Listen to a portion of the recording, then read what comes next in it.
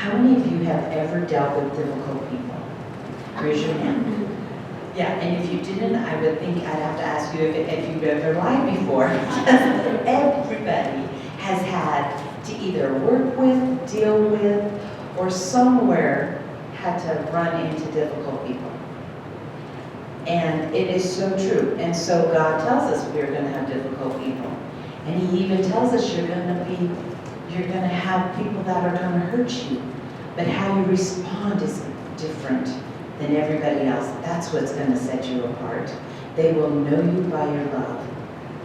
You are not to be like everybody else, because everybody else wants to take an eye for an eye. And I love the fact too, because most everybody has a difficult one right in your own family. Now, that's even harder, because you don't get to choose those. They're your blood. But the enemy tells us we don't fight against flesh and blood, so we are not to fight them. Well, then how am I supposed to work and be with these difficult people? And I'm going to take you right into the Word, because I have a lot of Word to get to tonight, because I only want to teach you what the Word tells you to do. So we're going to start right off in Luke 6, and it would be 27. But if you're willing to listen, Jesus says, and it's in red, I say, love your enemies. Now, how can that be in the same sentence? Love your enemies. That just sounds like an oxymoron, but again, Jesus is not of His kingdom. If you want to be in my kingdom, and the keys to my kingdom are different than the world. In my kingdom, it's better to serve than to be served. In my kingdom, it's better to love your enemies. Do good to those who hate you. Pray for the happiness of those who curse you. And pray for those who hurt you. And if someone slaps you on the cheek, turn the other cheek. If someone demands your coat, offer your shirt too. Go and what you have to anyone who asks you for it. And when things are taken away from you, don't try to get them back. Do for others as you would do for them, as to do for you. Do you think you deserve credit merely for loving those who love you? This is the why. This is now what will set you different and apart from other people. It's because, here we go in 32. Do you think you deserve credit merely for loving those who love you? Even sinners do that. And if you do good only to those who are as good as to you, is that wonderful? Even sinners do much. And if you lend money to only those who can repay you, what good is that? Even sinners will lend to their own kind for a full return. Love your enemies, do good to them, lend to them, and don't be concerned that they might not repay you. Then your reward from heaven will be very great, and you will truly be acting as children of the Most High. For He is kind to the unthankful and to those who are wicked. You must be compassionate just as your Father is compassionate. Now that is the big why. I always tell you there are keys to the kingdom and there are keys to blessings.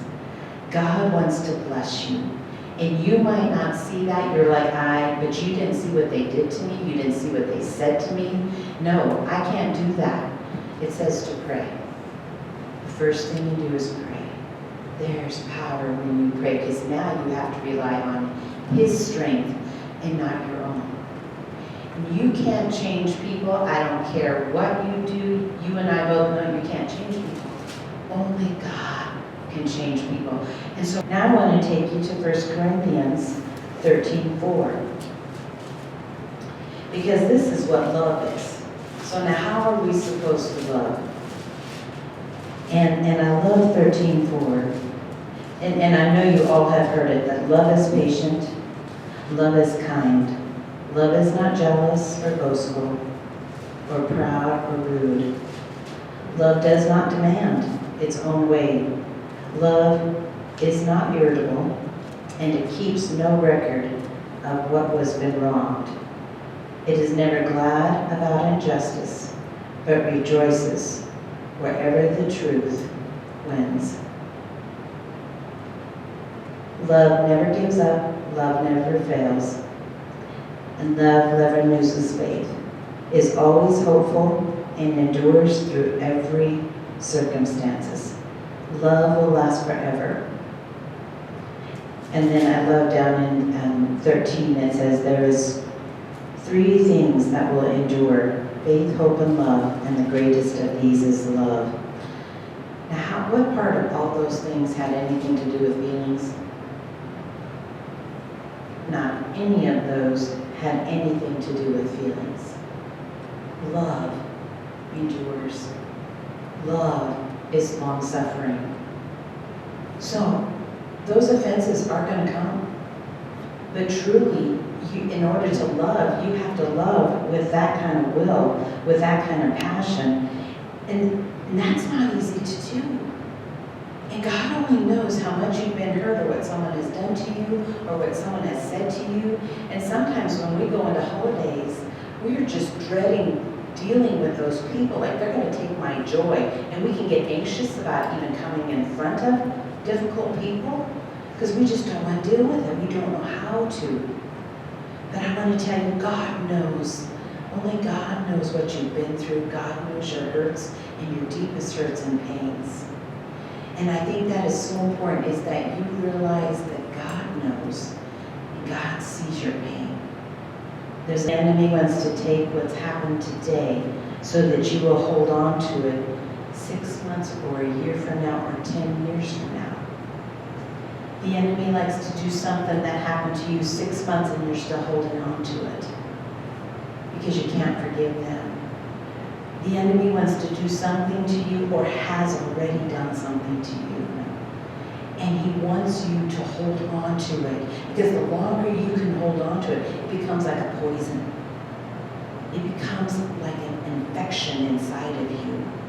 Do you know the biggest depression, people say, is that they get hurt and they get wounded and they're angry. Well, that's a state. And when they get angry and they oppress it and they don't talk to anybody, they hold that in and it becomes poison, because they've been hurt and they haven't got to tell anybody. And it flares on the inside. And they have to talk to it, they have to pay these high psychiatrists, and all they do is listen. See, the poison doesn't affect them because it doesn't affect them. But if they talk to somebody in their family, now are they trying to get someone on their side, or they're making the whole basket become tainted, because one apple can make the whole basket rotten from the core. And so it's so important to know how to handle when it's your enemy. When you're dealing with someone that hurts you and someone that has wounded you, you have to know how to handle and how to respond and how to react. That is the key. Because the enemy wants to do something to you. I don't know if you guys can remember something even in your childhood.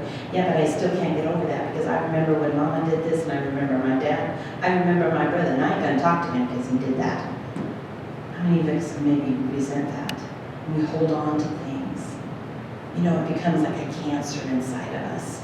And it can grow, and it will fester, and it will come out. Maybe it will come out in depression, and it will come out because it's killing you on the inside. Something has been hurt and wounded. Someone has hurt you. Someone has wounded you. And I know this because I've been hurt and I've been wounded and I've had to deal with difficult people. And I know how to fight when it's an enemy. But I want to tell you, David was no stranger to that danger. David, he was a warrior and he was a fighter. He had no fear. I mean, that guy, he could go out when he was 12 years old and kill a bear and a lion. And then with a rock, he takes down Goliath. He knew who his enemies were.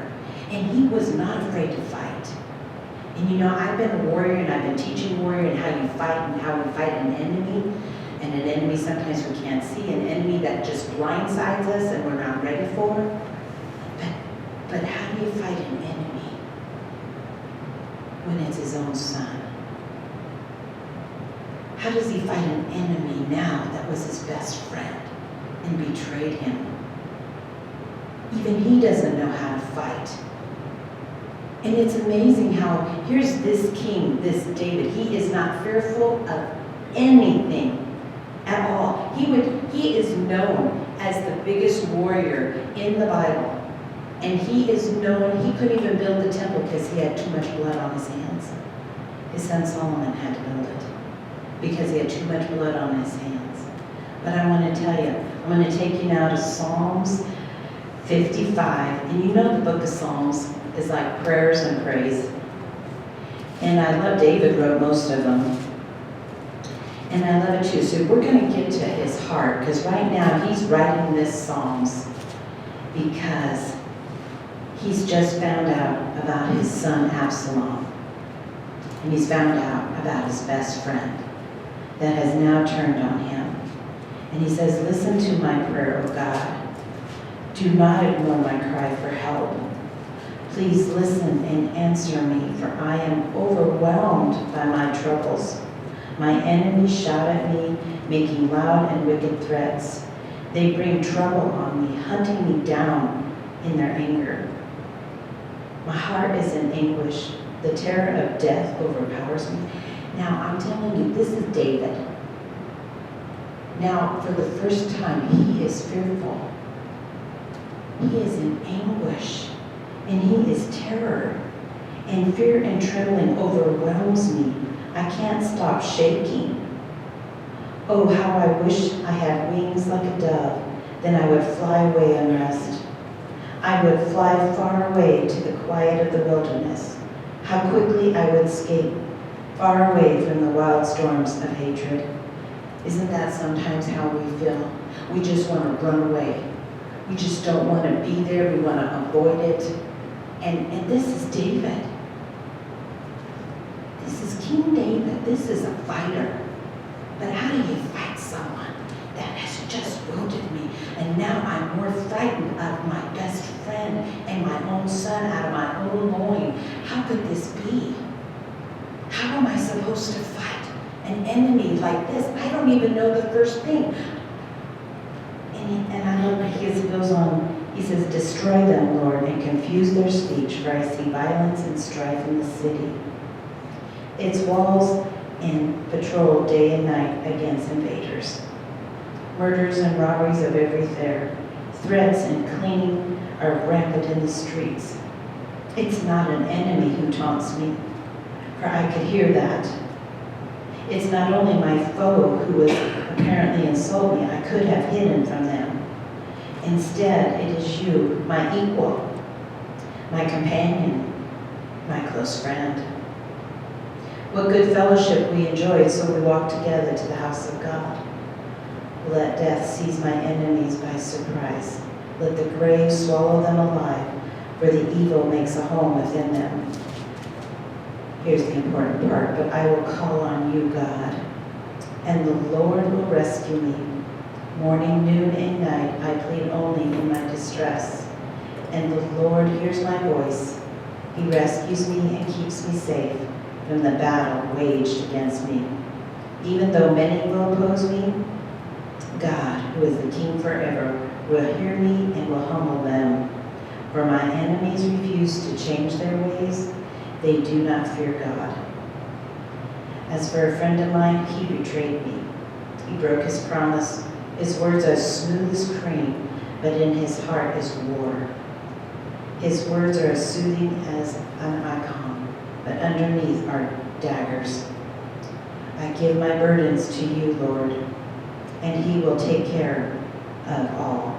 He will not permit the godly to slip and fall, but you, Lord, will send the wicked down to the pit of destruction, murderers and hates young, but I am trusting you to save me. In another word, he's casting all his cares on the Lord. I don't know how to fight this one. I don't know how to do this. I just have to trust you, Lord. that you're going to take care of this. And you know what he did? He didn't have to fight him, but he ran. David ran because he didn't know how to fight his own son, his own flesh and blood. He didn't know how to fight even his best friend, and he ran. And he said, Lord, I cast my cares on you. You're going to have to fight this. And Absalom, he was a great man. He came and he came back and he built back a relationship, even against his first words. And he wanted to turn the whole city against David, his own dad. He was saying bad things about him and getting the city to turn on him so he could be king. And so was his best friend. He liked the idea of Absalom being king. And he had wonderful hair. He grew hair down. He was known by his hair. Guess what? It was his hair that killed him. His hair got caught in the trees, in the forest, in the battle, and he hung. It was the trees. He didn't have to fight him. And someone else was afraid to kill him because David even said, don't kill my son. And there's a whole other story about that. But the most important part I really want you to get out of this is even David, his own son and his own best friend. And so what do we need to do? We need to cast our cares and pray like David did. Lord, I'm just going to have to cast this out on you. I'm going to have to ask and I'm going to pray for my enemy. Because Mark and Matthew both tell us we need to love our enemies and we need to pray for them. I can't tell you how many times we have holidays come up and there's a difficult situation, and we'll pray. We'll pray. And you know what? Fall is a perfect time. Fall is the time we fall on our knees before the holidays. Because the holidays can be a difficult time. And we need to start praying right now for the holidays. That they run smooth, there's no hard feelings, and everybody gets along and loves one another. Because that's what God wants us to do. But God wants us to love our enemies. That's long-enduring, that's forgetting the record, that's forgetting what they've done to you. And I know that's hard, but the Word tells us we will be blessed if we do. We will be different. Because not anybody can do that. It can only be God that can make you do that, help you do that. And that's what's so powerful, is God gives his keys to the kingdom. And the minute you do, you watch how God turns that situation. I have witnessed it over and over again. He totally delivers every situation that I ask. It's a difficult situation or difficult people, because I'm telling you, you can't change people. You can't. Only God can. You cannot change people by doing anything for them, and the best thing you can do is serve them. Can I get you anything? Because you know, the minute you ask them if I can help you, they open up. And that seems like an oxymoron, but I tell you what, God says to serve first. And when we take on an attitude of some of the keys to the kingdom, you can change any situation. Any situation. And that is so powerful because he wants us to be different. Now, how many of us know there are 3 different kinds of offenses? One is directly. They can directly offend you. They said something to you, they hurt your feelings, and that's a direct offense. And then there's the indirect offense. This is the tough one. This is the one I want to use as an example. Is like a teacher. Your child gets in trouble, and now all of a sudden the teacher calls the parent comes in, and it was indirectly involved in the whole situation, but now the parent is taking the side with the child and gets all upset at the teacher because he was in the wrong. It's like, this indirectly had nothing to do with you. This is your child. But again, indirectly, she takes his side. Or vice versa, a divorce, same thing. They will take sides, or children will take sides with one or the other. And you have to be so careful with that. How many of you know you have got to have a confidant? And this I mean very seriously, you need a confidant that you can share secrets with, your hurts or your pains. That they will not judge you. They will pray for you. But they will not accept the poison because it doesn't affect them. That's powerful. If you have a confidant that you can ask for prayer, they don't judge the other family. They don't really know them. And that's important because you don't want anything that a friend or somebody could use back and hold it against them later. Well, you said this and I took your side. Well, you know what? There's always two sides to every story. And you know, how many of us know, unfortunately, most people don't even know. You're trapped and maybe they didn't do something. For example, we can be offended by someone something did, but how many of us know we can also be offended by something that they don't do? They didn't do this. They didn't call me on my birthday. It was my birthday. And we can take an offense like that. Well, I'm not calling them on their birthday then. How many of us can take an offense even just like that? How many of us, not even realizing we can take hurts that are not intended, but do you think that person that didn't call you knows the pain you're going through? Do you think that person realizes? No, it's you, and you're the one holding the pain and the grudge. And so it is so important to be aware of the situation, circumstances that are going on. Somebody might not even talk to you. You don't even know what I did. I don't know what I did. What did I do or not do? Because how many of us know maybe it's not something you did, but it's what you didn't do. That is powerful. Now, how can we possibly know what I didn't do? And communication is key. I am telling you, communication is key, all the time. If you sense something, it's important to communicate. And it's important, the Bible tells us to go one-on-one alone. And if it's a more difficult situation, then you get a witness. Somebody that has nothing to do with the situation, but can just be a vital person just to handle it. And then it says if that doesn't work, go to the church council. Well, how many of us, that doesn't happen very often now. But what I think that means is get somebody spiritual that you can take with you to try and help intervene. Because otherwise they would get the church council to come and you would be in front of the church council, because back in the day, they didn't have courts, they didn't have things. But that's how they would handle difficult situations. That's what the Bible did. And so I believe that is so true. So when you have a difficult situation, go one-on-one and try to work it out. There's power in that. And then, if you can't, get a witness and someone that can just listen and stand by, especially if it's a relationship that's not bipartisan to one side or the other. That's important. And then the third is get counsel. And then if that doesn't, like the Bible says, then shake the dust off your feet and move on. You have to. God doesn't want you in a relationship where you are not loved. If it's not reciprocated back, there's a rewards and a take card. It's a cost card. How much is this going to cost you? You can be in a relationship that costs you all the time. Or you can be in a relationship that's a reward. But how many of you know, if it costs too much, you're just not going to keep going back. Because it costs too much. It hurts too much. I can't keep doing this. It just costs too much. So there's a rewards card and a cost card.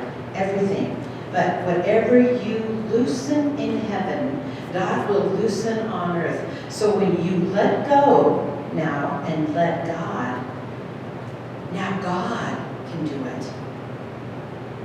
When you let go and let God, God wants you to give it to Him. God wants you to pray for that circumstance. He wants you to let go. How many of you know we might have children that are prodigal children? They're not going to listen to us anymore, and they are on their own way. There's power, women. We have to let go. Because you know what? They're not going to listen to you. They're going to have to go as low as the pigs, and you're going to have to let the pigs talk to them. Because the pigs are going to talk to them in a language that you or I can't. They have to get that low. Let the pigs do the talking. And you know what? You have to have discernment. You can throw pearls to swine, but don't you give words of wisdom, because sometimes it's not you. You know, I pray for people all the time, because they're not going to listen to me. But I pray somebody will speak into their life. If they're not saved, And I know that. I have people in my family, I am praying someone else then seek them because they are not listening to my words. They don't know that they don't know. But I'm praying for somebody to intercede to them before Jesus comes back. I want them all saved. You know, we all have relationships. We can't take anything with us but people. We can't take anything. Only people. Relationships is a big deal. So even when you're with a complete stranger, you don't know that somebody else isn't praying for you to speak into their life. You don't know that some mom is praying for that child, someone to speak into their life. Because they're a prodigal daughter that will not listen to their own mom, but they would listen to a stranger. I mean, you know that is true. That is true. And I pray for intercession all the time. For anybody that's on my prayer list, and I don't give up. I just don't, because I know the power of prayer. I know what I know. The Bible is full of God answering prayers. There's nothing more important than when we can fall on our knees, because that is different. Because when we can learn to fall on our knees, that means we have given it to God. And that seems like an oxymoron, like I don't know if this is really going to happen, and if this is really going to help. It does. It really helps. Now the third thing is change. Sometimes we don't like change, but sometimes God has to offend you in order for you to be offended to move on. Sometimes God has to throw an offense right in front of you so that you're sick and tired of it and it's time for you to move forward. So that you can finally shake the dust off of your feet and move on. Because He wanted you to move on in the beginning. But you wouldn't, you just kept enduring and you kept enduring and you kept enduring. But sometimes God needed to offend you to move on. But He doesn't want you to hold on to that offense forever. God wants you to let it go. Let it go. Let go of your control. The only thing you can control is you. You can't control people, and you can't change people. You know, men go into marriage, and they think, I hope she never changes. I hope she never changes. Women go into marriage, I can change him. Don't worry, I can change him. That is true. Anybody you talk to that has ever been married, that man, you know, I'll just work with him. I can change him. And really, women have more influence than we realize in our own families, in our own children, in our own husbands. Because we do. We have more influence in our lives. We were made from a rib, and the ribs are the heart protectors. So if you're a heart protector, you do care about your family. And it's important for you to help them not take offenses and not be offended with, not take any hurts. You have to know how to guard your heart. God says, I don't want you to trust no one. That means no one.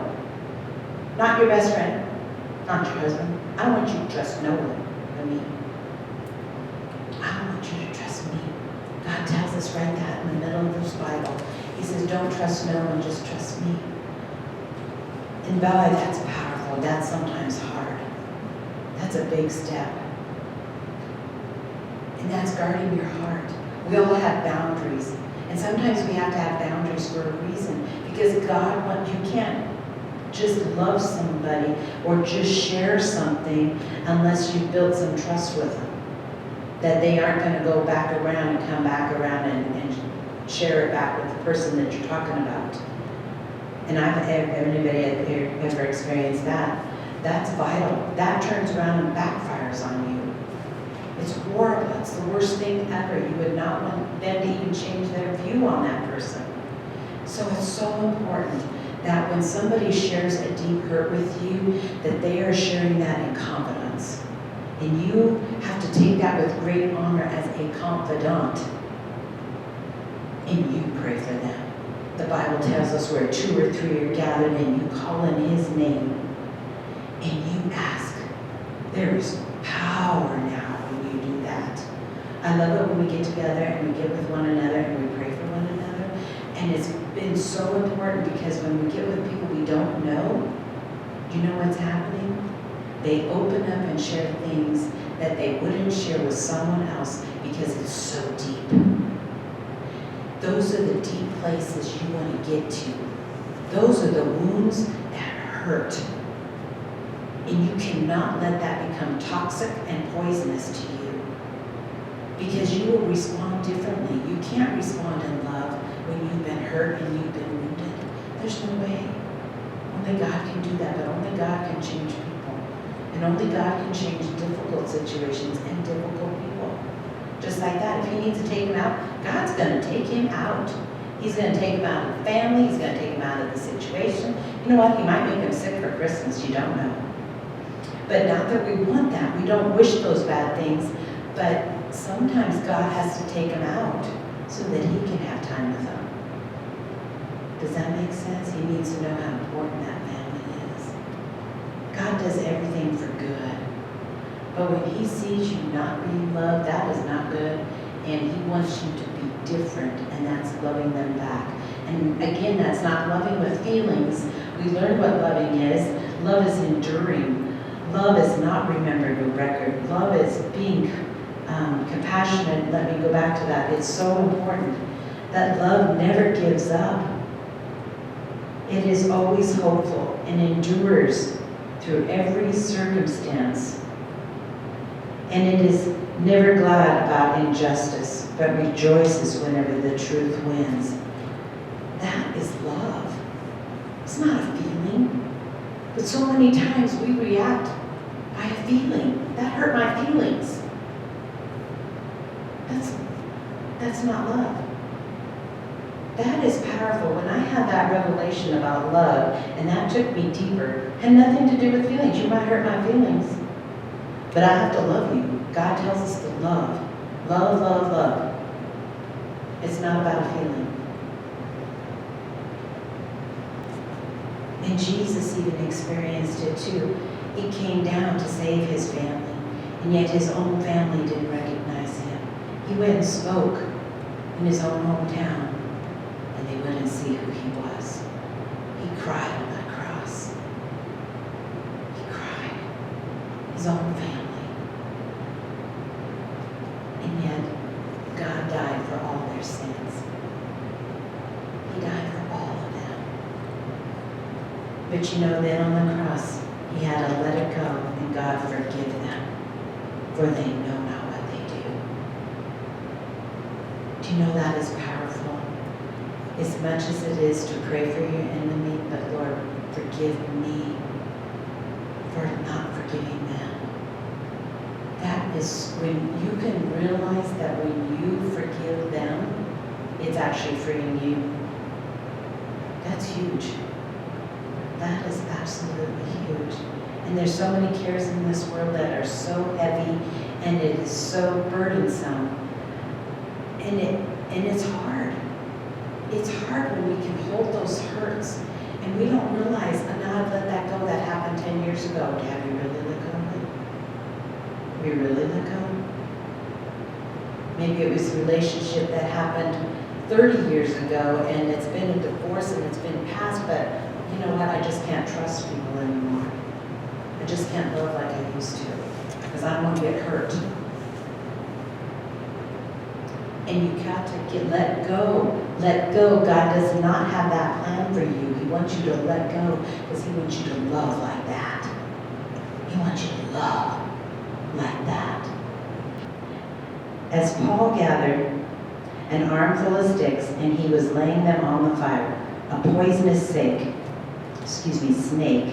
driven out by the heat, fastened itself onto his hand and bit him. The people of the island saw it hanging there and said to each other, "A murderer, no doubt. Though he escaped the sea, justice will permit him to live." But Paul shook off the snake into the fire as unharmed. The people waited for him to swell up or suddenly drop dead. But when they had waited a long time, and they saw that no harm had come to him, they changed their minds and decided he was a god. Wow. In 3 verses, he's a murderer. And in the 3rd verse, he's a god. Now, how quickly do we know people can change just like that? And people can judge something so quickly. But I want you to pay attention to real quick. He reaches down into the fire and a poisonous snake bites him, which the enemy is represented as a snake. So the enemy might try to bite you, but you just shake it off. Don't let that poison, that venom kill you. They were not in awe that the snake bit him. They were in awe that the poison didn't kill. Because see, when that happened, you died. They couldn't even take you to the hospital. You didn't have the emergency room. They didn't have no venom. You know, they didn't have anything. You were dead, man. You were just going to die right there. Now, to me, that story represents no matter what situation, no matter what you're going through, no matter what the enemy might bite, but you just shake it off. Don't let that poison get you. Whatever has offended you, whatever hurt, oh, that bites, oh, that hurts. I'm going to shake you off. And I ain't going to let that poison get to me. Isn't that powerful? If you cannot let that venom, the bite can hurt. And the bite can be vicious. And it can be painful. And the enemy likes to come in, sometimes when you least expect it, just like that. And people can turn just like that. All of a sudden you're a murderer. And Jesus was no stranger to that either. They were praising him the week before, and all of a sudden they're home crucified. You know, it's so important for you to realize that whatever the enemy does, and however he attacks you, however he tries to bite you, you got to get really good shaking it off. It's amazing what God is doing. He is moving and shaking. And I pray for your holidays. I pray for them. I pray for the people in your family. Be restful. And it will be loving. And you won't have any difficult situations or any difficult people. I just pray for that.